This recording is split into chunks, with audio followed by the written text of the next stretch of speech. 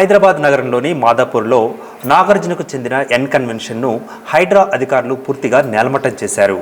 Hitech city సమీపంలో ఉన్న తుమ్మిడికుంట చెరువులో 3 ఎకరాల 30 గుంటల భూమిని ఆక్రమించి ఎన్ కన్వెన్షన్ కట్టారని ఎప్పటి నుంచో ఆరోపణలు ఉన్నాయి. తాజాగా హైడ్రాకు మరోసారి ఫిర్యాదులు అందాయి. ఈ ఫిర్యాదులను పరిశీలించిన హైడ్రా కమిషనర్ రంగనాథ్ చెరువును ఆక్రమణకు గురైనట్లుగా నిర్ధారించి కూల్చివేతలకు ఆదేశాలిచ్చారు. భారీ పోలీసు బందోబస్తు మధ్య జంబో జేసీలతో కన్వెన్షన్ను గంటల వ్యవధిలోనే అధికారులు కూల్చివేశారు.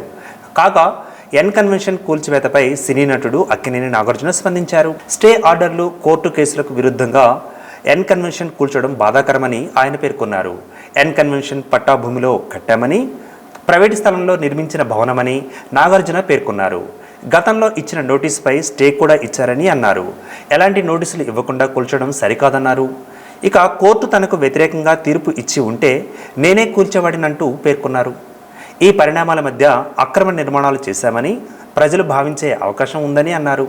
కూల్చివేతలపై న్యాయస్థానాన్ని ఆశ్రయిస్తానని నాగార్జున స్పష్టం చేశారు. ఆ భూమి పట్టాభూమి అని, 1 అంగుళం ట్యాంక్ ప్లాన్ కూడా ఆక్రమణకు గురి కాలేదన్నారు. ప్రైవేటు స్థలంలో నిర్మించిన భవనం ఇదని, కూల్చివేత కోసం గతంలో ఇచ్చిన అక్రమ నోటీసుపై స్టే కూడా మంజూరు చేసినట్లుగా నాగార్జున తెలియజేశారు. కూల్చివేత తప్పుడు సమాచారంతో లేదా చట్టవిరుద్ధంగా జరిగిందని అన్నారు. ఈ రోజు ఉదయం కూల్చివేతకు ముందు తమకు ఎలాంటి నోటీసు జారీ చేయలేదని ఆయన స్పష్టం చేశారు.